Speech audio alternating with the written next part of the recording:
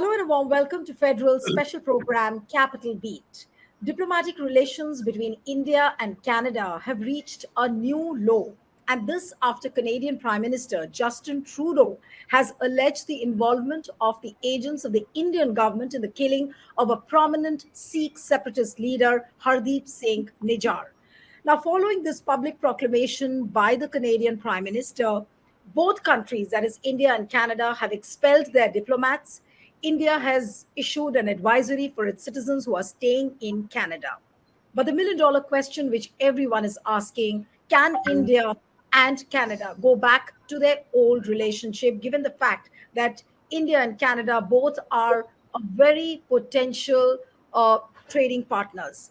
Joining me now is former diplomat Veena Sikri. Thank you, ma'am, so much for joining. We have former IPS officer Yashovardhan Azad with us. Thank you, sir, so much for joining. And I'm also hope to be joined by international affairs expert Sanjay Kapoor with us just in a few moments from now. But let me begin with Veena Sikri. Ma'am, what are your first thoughts about this diplomatic standoff between India and Canada? It's a moot question. I do not know why Prime Minister Justin Trudeau has chosen to go down this path, because even the statement he made in Parliament about this, announcing the expulsion of a very senior Indian diplomat, which is completely uncalled for, his statement spoke of credible allegations of potential links. It's completely vague. There are no substantial evidence offered. The case happened, the murder happened in the month of June. Any investigations that may have been conducted, there's no FIR has been lodged. So there is really no substantial evidence of any kind that you can offer, to the Indian side or to anyone interested in this case as to saying that the Indian side has done this. In fact, even the leader of the Canadian opposition, the head of the Conservative Party in Canada, said this immediately after the statement made by Prime Minister Justin Trudeau. He said, I can't say anything about this because I have no evidence. I do not know if this is real or if there's any evidence to show that this statement made by Prime Minister Trudeau has any substance to it. So I really, we are all very mystified why Prime Minister Trudeau has chosen to go down this path. Perhaps it's because of internal compulsions. Perhaps it's because of the political situation within Canada. He has a minority government and he depends exclusively on the support of the party, which National Democratic Front, which is pro-Khalistani. So I just don't know why it happened. In fact, even in India, former Chief Minister of Punjab, Amarinder Singh, has made a statement saying there's absolutely no question of India's involvement. This was the result of an internecine feud within the Gurdwara in Surrey in Canada, where Nijar was the erstwhile head. And of course, in response to that, India made a very strong comment. We have called the allegations absurd and motivated. We have expelled the senior Indian diplomat from the Canadian High Commission. But Prime Minister Trudeau has not stopped at that. He has now issued an advisory for all Canadians coming to India, talking about the situation, talking about Kashmir and so on. And India has quite rightly issued an advisory for all Indians going to Canada and for all, Indian citizens living in Canada and all the people traveling there, because, this is because of the instances that have been happening in Canada in the last few months. These have included attacks on Hindu temples, graffiti scribbled on Hindu temples. This has included direct incitement to attacks against Indian diplomats by name, incitements which is completely unheard of. And this has included, absolutely statements made by the pro-Khalistani groups. There are a number of them there, secessionist, extremist groups. And these statements are called, freedom of expression by Prime Minister Trudeau, called freedom of conscience. But when it comes to his own separatist movements in Quebec or the trucker strike, which took place a few months ago, there was absolutely no leeway given by the Prime Minister. And he immediately, told the truckers, get back to your trucks or else. So Right. Clearly, a double-headed approach to this question. India is Right. seriously worried. The trade Ambassador talks have been Sikri, closed off. yeah, Ambassador Sikri, one more question before I go to Mr. Azad, and that is that this public proclamation by the Canadian Prime Minister of the alleged involvement of the Indian agents, uh, could Justin Trudeau have avoided this, given the kind of delicate relationship which the two countries had? Uh, if the situation was demanding. So, is it some kind of a political misstep on the part of Justin Trudeau? Oh, absolutely. I agree with you fully on that. It's a complete misstep because you don't make such allegations against a friendly country like this. First of all, there is no proof, there is no substantiation, there's no FIR being filed, there's no evidence being offered. And then, in case you have some political pressure, you can talk about it to your friendly countries. It is quite clear that even the Five Eyes group, because Prime Minister Trudeau has appealed to his colleagues in UK and USA and Australia and New Zealand, but they haven't given him any joy on this at all. And they have quite clearly said they're going to continue their relations with India. Obviously, he's not been able to offer them any proof as well. So I think that this is a complete internal political decision. But judging from the reactions within Canada, judging from the reactions of the leader of the opposition, judging from the reactions of analysts who have come on very clearly saying, why has Prime Minister Justin Trudeau taken this misstep? Why has he done it? They don't know. Nobody can understand. Of course, his popularity ratings are very low. Maybe he's, wanting to gear up to face the elections fairly soon. But it's a complete misstep, uncalled for, unwarranted, unsubstantiated. There can be absolutely no lack of words to describe this horrible step that Prime Minister Trudeau has taken. Right.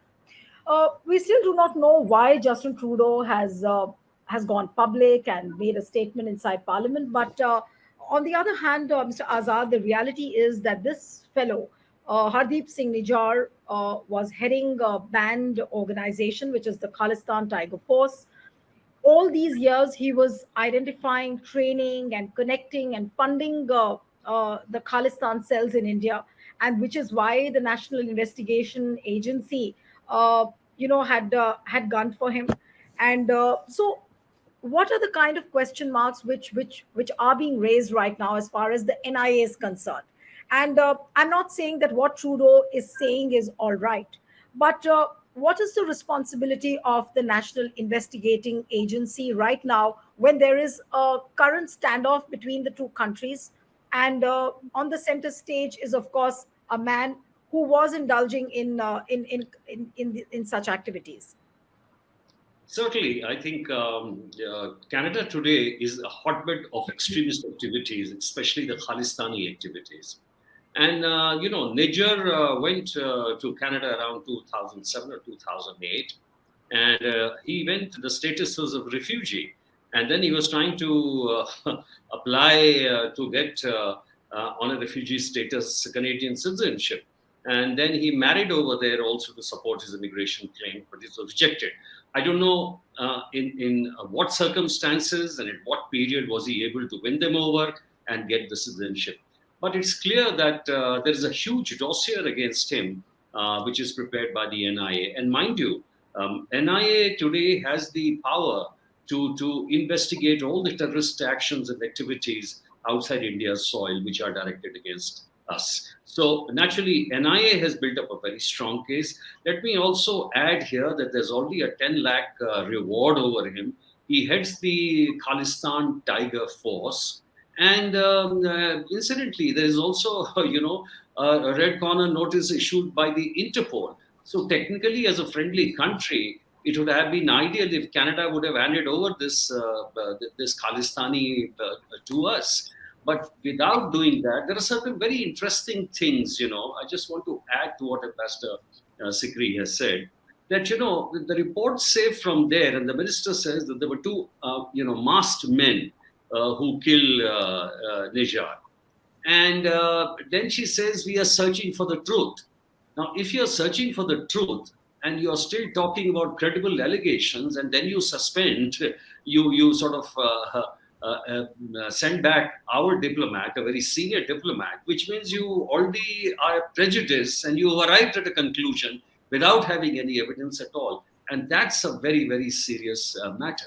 I would also like to add that, as said earlier, when the truckers' strike was there, when the farmers here, this Trudeau took very, very strong action. And whether it's a hate speech or whether it's incitement, there are strong legal remedies available in Canada, but they have not been used against the secessionism over there. And today, the secessionist activities have reached a pitch that, they're giving death sentences to our diplomats, and nothing is being done about it. And a few years back, around 2017, I think Mr. Trudeau himself was participating in a function where there were, Khalistani slogans and, the Blue Star captions and everything that anti-India tirade which was going on there.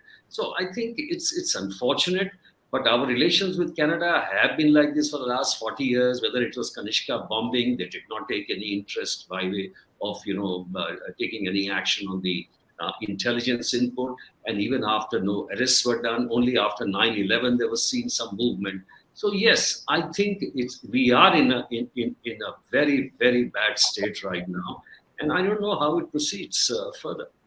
But I'm also tempted to ask you, Mr. Azad, that what kind of a challenge is it for the investigation agencies, knowing the fact that a country like Canada and MEA time and again has raised this issue that Canada has been giving shelter to these kind of extremist elements, and time and again MEA has raised this.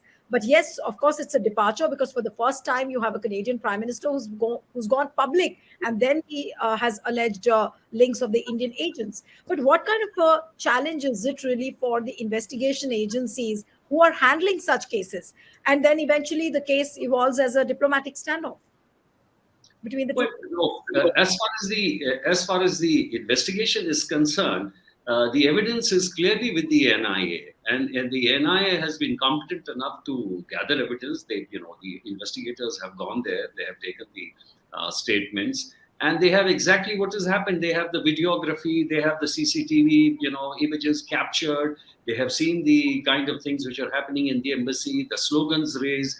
Clearly, it's an act of secessionism which has been caught on the camera. It's very visual. Electronic evidence is acceptable in the court. So they are there with all the evidence. But the question is, even after a red corner notice from the Interpol, if person is not being handed over, I'm not aware whether MLAT treaty is there or not. I mean, Ambassador Sikri might be able to clarify that. But the very fact that you have a criminal over there, and he was also been alleged to be involved in plotting a murder in Punjab. There are so many things. There are too many activities of Pakistani embassies over there, meeting the Khalistani people. Nijar, in fact, traveled to Pakistan on a Canadian passport. So there's a mountain of evidence. The question is, if the country refuses to cooperate with you, then we have the same problem like we have with Pakistan.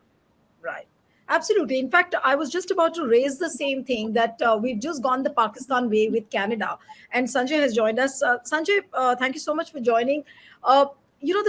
Everyone is amazed and dazed at the fact that how Justin Trudeau, could go public with these kind of allegations. What do you think is the reason? Are the electoral compulsions behind this public proclamation?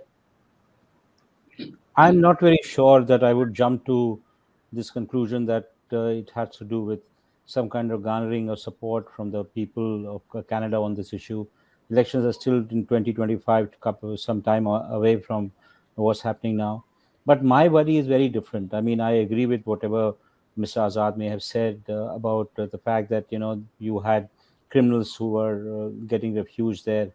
But once the Prime Minister of Canada has taken the stand to go public, and surely before this incident happened, before he went to the Parliament, he had discussed the matter with his counterparts in different countries, whether it's the US or, for that matter, UK, which is you must know Canada is a dominion.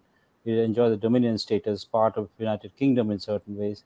That and also Rishi, what's his name, Mr. Macron of France, he has spoken with all three of them, and at some stage he was able to convince that there was a case there.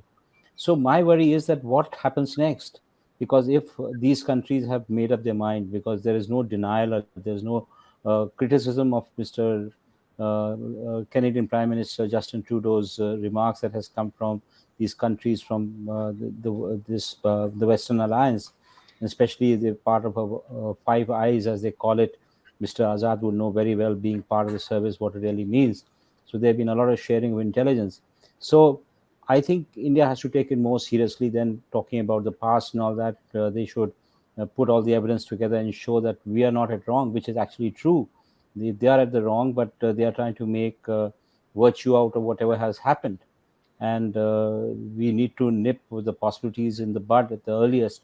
Otherwise, there would be many problems that will visit, because we don't want the many tags that will come our way if there is an attempt to take it to a next level.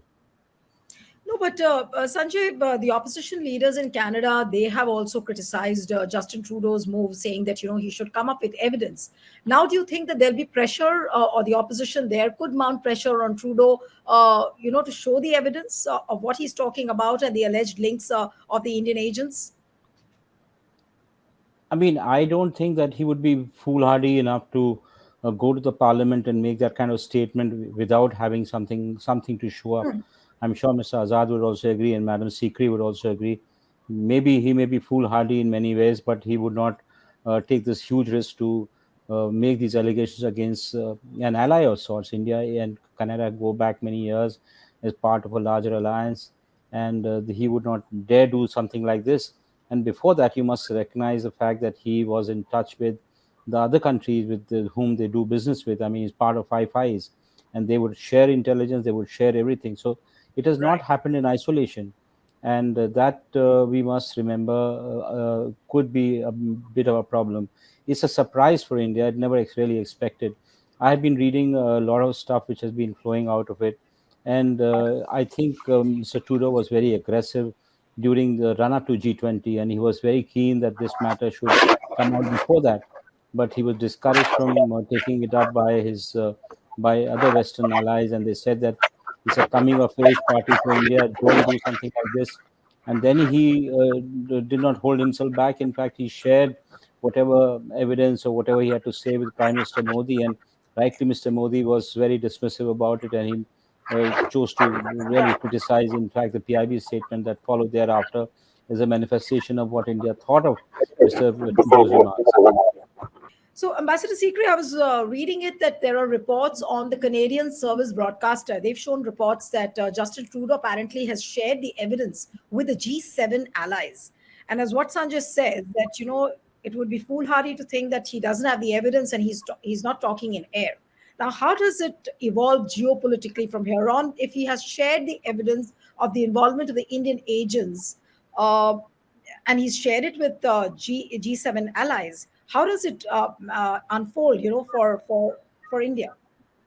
Look, first and foremost, I agree with what Adat Saab has said that our NIA has collected their own evidence and they have their own strong case about it. And surely we will also have shared that evidence with our friends and partners. And they know about it. Now, whatever evidence that Prime Minister Trudeau says he has, I if you are right that he must have shared something with his alliance partners, but they have not come out in that kind of a support of him that shows as though it's very right. I think that it's much more a political situation within the country that he is trying to create, and he's trying to. I think one of the most dangerous things that he's trying to do, he's trying to divide the Indian community in Canada on basis of religion. I think this is a very dangerous aspect of what is happening today, because you've seen that there's a graffiti and there's an attack on Hindu temples. And I've just seen a report by the NCCM, the National Association of Canadian Muslims, who are now supporting the Khalistanis and saying, break off diplomatic relations with India and expel the Indian ambassador, withdraw your Canadian High Commissioner in Delhi, and all kinds of, statements. So it's trying to provoke a division in society on religious lines. Now, this is a very dangerous step in a country like Canada, in any country which is a multilingual, multiliberal, pluralistic, secular society. To try and create divisions on religious lines is very wrong. Because countries like Canada, India, USA, UK, all of us, we believe in pluralistic societies. And everything that we do is to strengthen the pluralistic society. And how come that even within Canada, all the political parties are not supporting what Prime Minister Justin Trudeau is saying?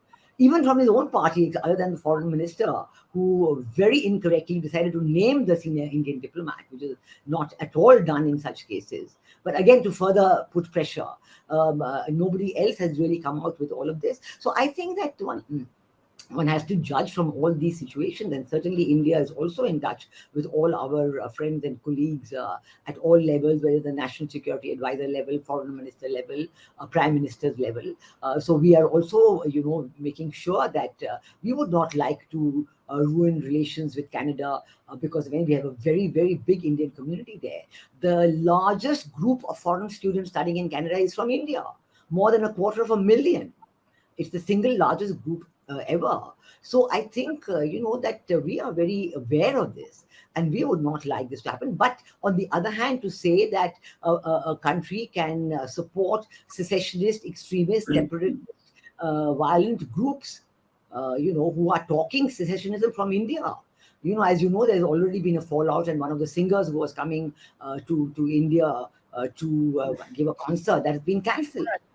So there is a freedom. There's an anger among the Indian people as well. And there was a news that Virat Kohli has disassociated himself from supporting that singer's social media contacts and so on. So why is this people to people division being forced to come into being? Why is it that you have a situation where you're supporting some so-called movement, whereas within India all the political parties are against it? Even the Congress party, all the political parties in India have come out against any kind of support for the Khalistanis. Within Punjab, even the Gurdwara chiefs, the SGPC members have come out against it, saying there's no question of supporting any kind of a Khalistan movement. So where is the support? What are you talking about? And you have this very strange kind of a thing. Okay, anything of Punjab in Pakistan is not there, but anything of Punjab in India is. So it's not any kind of a support. And that you're trying to have some kind of a so-called referendum. They try to organize it even in the G20 summit. There's no support for it. Within the Sikh community in Canada, there is no support for it. Within the Sikh community in Punjab, there's no support for it. So you have a very narrow, not even maybe 1, 2, 3 percentage points of the people of this community who are trying to create a political maelstrom through it and trying to generate support. This can't be carried forward. When the Canadian people themselves are not in support of it. I don't see where the support comes from, except from a very narrow community group and Prime Minister Justin Trudeau thinking it's essential for his political survival. Right. So I think that we have to all get together and say that such things cannot happen. You cannot have such things happening. Prime Minister Rishi Sunak, because the same thing happened in Canada, in England, he was very clear that he will not allow Khalistani extremists and separatists. No, but Ambassador Sikri, you have countries like US and Australia who have also condemned and who have come out in support of what Justin Trudeau is saying. No. What would you say to that? No, the Prime Minister of Australia was very clear. He told the reporter to chill out and to say that I'm continuing my friendship with Prime Minister Modi. He's continuing his work. Let him do his work. Now, when you're saying that the Five Eyes group, Prime Minister Trudeau has raised it. The concern that is being expressed. What is it a concern about? Is it about the kind of evidence that has been shown? Is it about the fact that Prime Minister Trudeau is deciding to raise this kind of thing? What is that concern about? So, this is generalized statements can come out of these countries. But I think that, they would also have seen the evidence given by India. So I think that, it's completely unheard of because cooperation between intelligence agencies of all these countries is happening. Cooperation for counterterrorism is happening. They're all exchanging information on counterterrorism. We're all exchanging information on radical groups. We're all exchanging information on efforts to radicalize communities. So these efforts are going on, but we're exchanging information on this. Nothing new. We're doing it for years together. We have contacts between the national security advisors of the countries. We have contacts between the foreign ministers of these countries. We have contacts on the counterintelligence agencies of these countries. All that is there. So I think that, it would be very surprising if that these counterintelligence agencies of the other countries did not know about it and did not have already talked about it to India. So I think that it's easy to say, well, you have to reading line between line of one particular statement, but look at all the relationships that India has with these countries. So I don't think that one can go by a certain line of a particular statement and say that this is a case for destroying relationship between India and Canada and India and other countries. We want to build up relationship. We've done our best to build You our just relations. spoke about counterintelligence and counter-terror activities, and how the intelligence agencies are sharing all the information. But is it not a double whammy, Mr. Azad, for the intelligence agencies also, especially in this particular case which has come up between India and Canada? Investigating agencies, despite having all the evidence, they cannot intervene too much at this point of time because of the standoff which has emerged between the two countries. And is it not a big setback for the investigation agencies also, who have been in constant move, as far as intelligence sharing is concerned?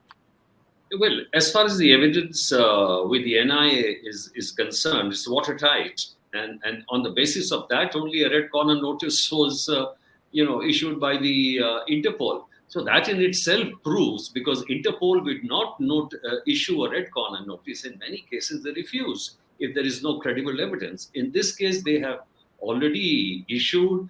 He's from an outlawed organization under UAPA.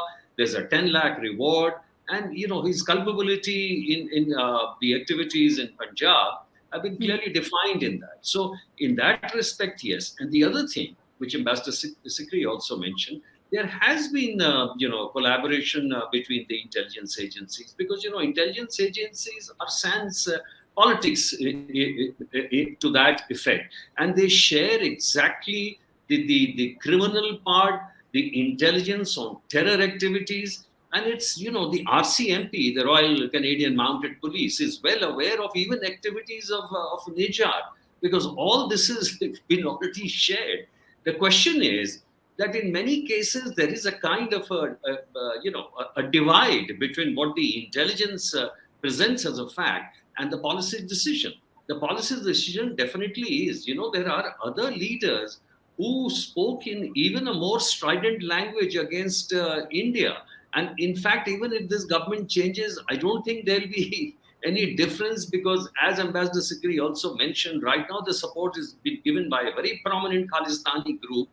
And out of the 8 lakh Sikhs who are settled there, some of these gurdwaras are very, very powerful. They're getting funding from the Canadian state, which has been objected to by many people. And in such gatherings or activities which they have a great mix of their politicians and, of course, the Pakistani agents also. So it's a volatile mix, which is creating this kind of issues over there. Let me also say that I share the concern of Ambassador Sikri about the fallout in Canada itself, because there is a large diaspora. There are a lot of students there. There are many families. Even my cousin son is studying there. So we understand the moderates are just not getting involved in this issue. They are not just bothered. And it is this vocal part which has virtually taken over. Now we have some friends also there, like Dosanjh and all that, but their statements I haven't read against this. Maybe the other part which I want to share, the concern of Mr. Kapoor, is that yes, the issue has been raised on an international platform, but I agree with Ambassador Sikri on that point, that if this has been shared, obviously there has been some information which has been fed to the Prime Minister, which he thought fit to share with the other countries. And but what would they do? Yes, they express their concern. I mean, that is the right diplomatic parley or the diplomatic phrase I think they would use. But going beyond that, I also feel, come on, America and Israel do operations which are sanctioned by the president. In this case, there is no shred of evidence. And in fact, the gentleman himself was not big enough that any action worth was taking. The other point, which was very, very clearly made, and I totally agree with that, whether it was Amrit Pal saying, whether it's Nijar, whether it's Vipudaman Malik, or even Panun for that matter, Sikh for justice, it has made no difference in Punjab. So they can throw drones from the other side, they can have all these interactions, but the impact on Punjab is minimal. Right. But Ambassador Sikri, the immediate fallout on the trade relations. Now, what happens to that? Because Canada has had an important relationship with India and they are a potential trading partner. Now, what happens to that in case of a standoff like this? Well, the trade negotiations have been held off, but that's because we want to negotiate a free trade agreement with Canada. Now, that's the next higher level of relations with Canada on trade matters, which is to have a free trade agreement. But other than through the free trade agreement, there's a huge amount of direct trade that is going on between India and Canada, and that I think will continue. I don't think there will be any impact on that. There is a huge investment by Canadian pension funds and others in India, and I don't see any move by them to withdraw that money. Well, if they were to think of withdrawing their money, there'd be plenty of others who want to come in with their money. But I don't see any move to withdraw their money. Rather, I would say that they may be trying to put in an appeal to Prime Minister Trudeau to moderate his statements so that they can continue their activities of investing in India, their financial institutional investors, and that because they're making a profit on it, and it's good for them. And India is a growing market geopolitically. Everybody who's been speaking about this has been telling Prime Minister Trudeau that look, India is geopolitically far too important to do this. And there's another aspect I'd like to raise. On India, Prime Minister Trudeau was so quick on the draw and immediately went into Parliament and announced expulsion of an Indian diplomat. But on China, he's been very reluctant to take similar action, even though there's been such evidence of interference of China in Canadian elections, and there was that huge problem with the Wagi senior leader, the owner's daughter, who was even put under house arrest, and there was the effect on Canadian and under great pressure from his constituents, he finally took action, a very minimal kind of action. So there's a sharp contrast there between what he's willing to do on India, very quick on the draw, and very reluctant to take any action against China, although there's a great debate on it in Canada today. So that shows a certain predilection of Prime Minister Trudeau, which has not only us worried, but a lot of his own colleagues and his own Western allies like USA and UK and Australia would be worried by that. Right. So the situation is quite complicated. And for the concluding comments, if I may come to you, Sanjay, the frostiness which has now built up between Canada and India, do you think that the relationship between the two countries will get back to normal, or will get back to what it was earlier, or things look very, very difficult right now? I think things look very, very difficult at the moment. And without really believing in our own, slogans or believing in whatever has been said, we need to take a very hard look at what is happening. We need to short circuit whatever Mr. Trudeau is trying to do, trying to tar us as somebody who may have attempted killing of the Khalistani terrorist. We have to show that we are a country with don't do this kind of thing. This absolutely nonsense, whatever allegations that have been made. That is an impression that has to be created to all the world time and again, that we are a peaceful nation. We don't do this kind of thing. So, and that is the way to go forward. And I think it will take a lot of time for India to restore ties with.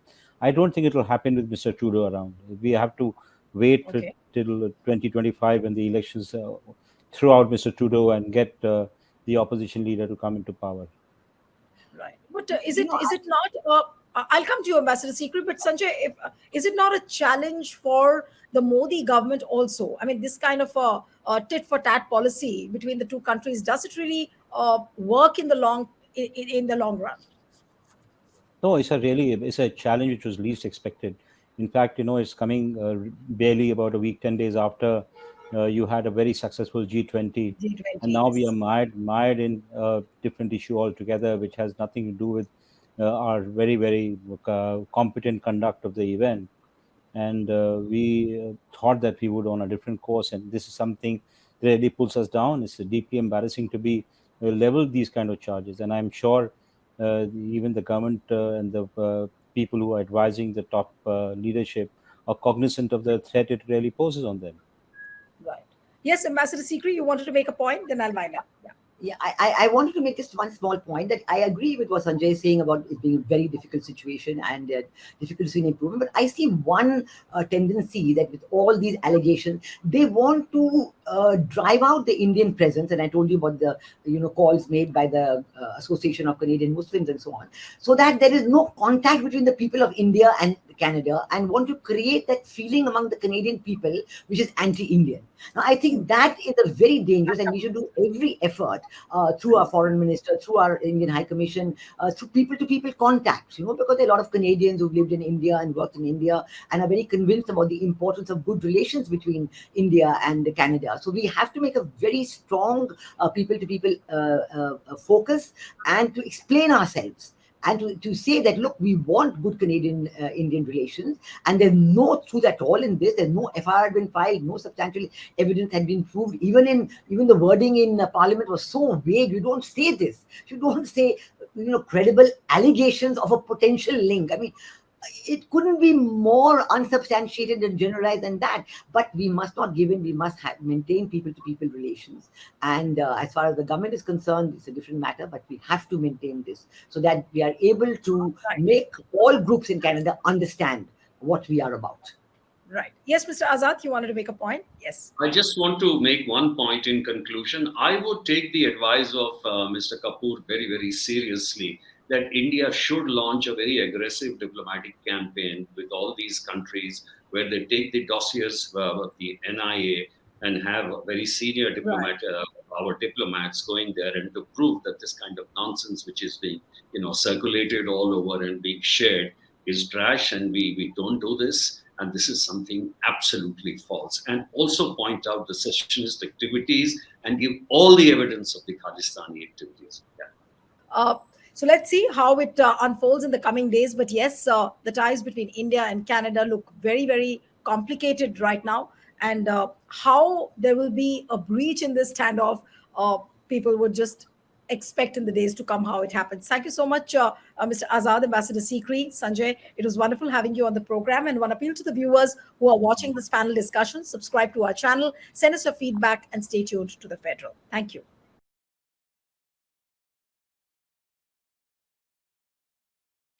Subscribe to the Federal's YouTube page for more news and updates.